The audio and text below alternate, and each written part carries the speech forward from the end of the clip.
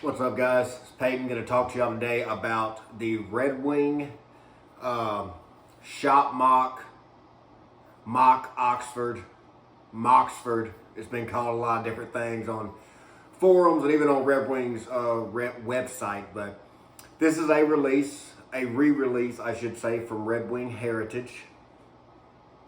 It's got a few different design characteristics than the old one. But I'm just going to jump into this shoe specifically. What I like about it, what I don't like about it, what I think it's good for, and why I keep it in my collection. I'm not a super big Red Wing fanatic. It's just not something I choose to really spend money on a lot. I think there's money better spent on other brands if you're in this price range, in this $300 price range. You know, that's when you're getting into like Bourdon and Caswell and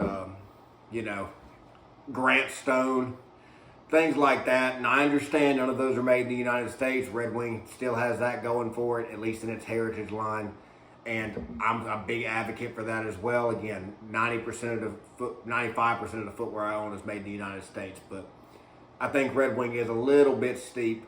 But either way, that's a conversation for another time.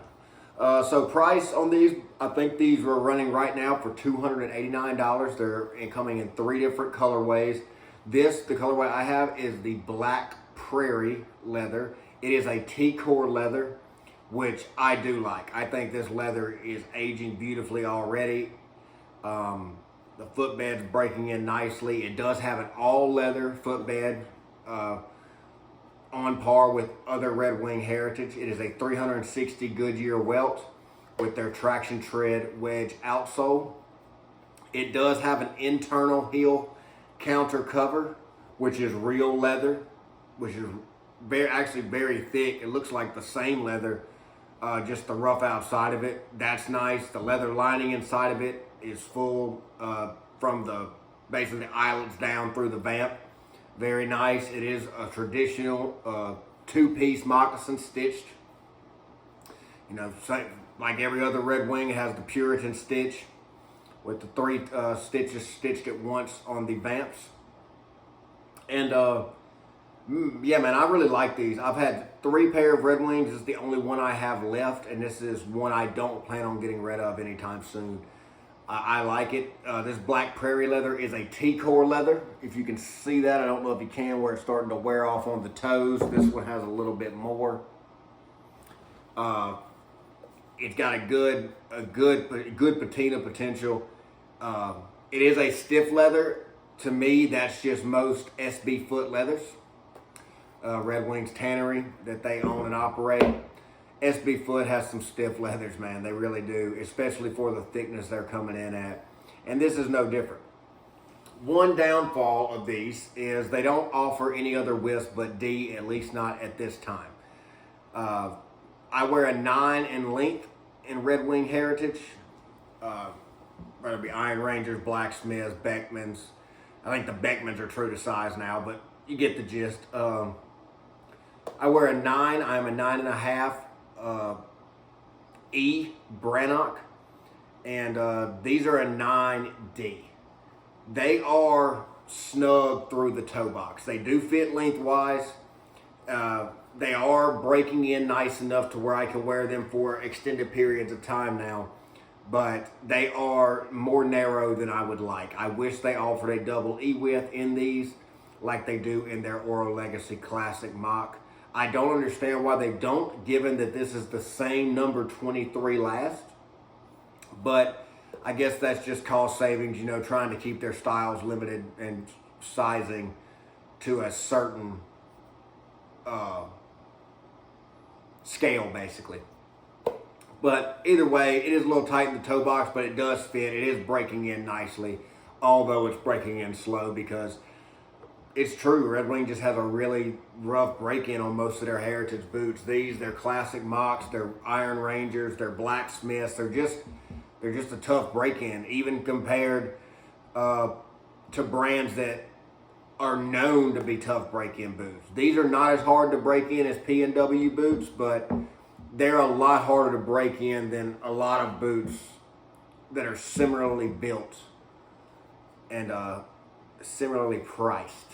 You know, these are a stout break-in with that thick veg tan leather midsole. I mean leather insole. I apologize. These do have a gimming. They do have cork filling. They do not have a steel shank, given it being the traction tread outsole. I was mentioning earlier, they do come in 3 colors. This black prairie T-core. They come in, I think it's a hawthorn. It's one of their rough outs. It's a really beautiful tan rough out. It's not hawthorn mule skinner. It's another name for it, but it's very similar to that color, a tan rough out. And it also comes in the original Oro Legacy leather. It has all eyelets, typical of Red Wing mock toes. They are on this one at least. They are chrome colored. Again, very sleek design, very beautiful design in my opinion. I'm really fond of it. I think they are a great addition to my rotation, and they're also something that's very different from a lot of other things. You know, yes, everybody out there is wearing a Red Wing mock toe or a Thorogood mock toe. These look noticeably different on your feet when you're wearing them, even if you have a jean that's covering the cuff. It's just the profile of them, the way the eyelets sit. You can tell it's something different about it, and I really like that. It's beefy looking, it's got the heritage look, it's leather through and through, it's tough, it's rugged, it's durable, but it's easy. You can lace these up very quickly. You can wear low cut socks with them. You can wear tennis shoe socks with them, no shows almost, with shorts. I've done that. I don't wear shorts hardly ever. It's a very rare occurrence, but I tried it one day and you don't really look out of place with these. These are a very striking shoe that have gotten compliments a lot of different times when I went out in them. So I'm not going to ramble about Red Wing's heritage and all this stuff because everybody knows about Red Wing.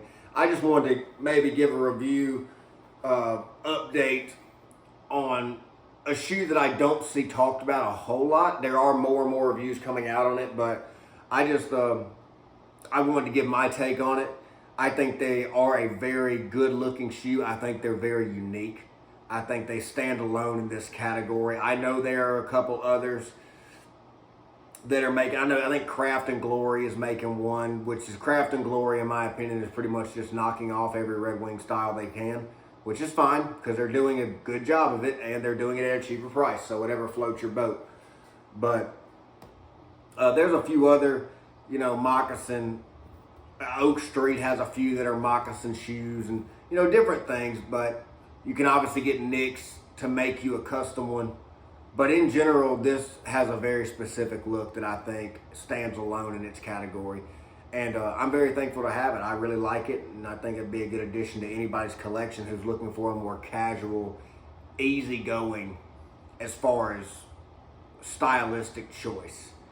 Definitely not in break-in. These are going to be tough to break in. You're going to have to put in the work with them, but I think they're worth it. So thank y'all for watching. God bless y'all. I hope you and your family stay safe out there, and y'all have a good rest of y'all's week.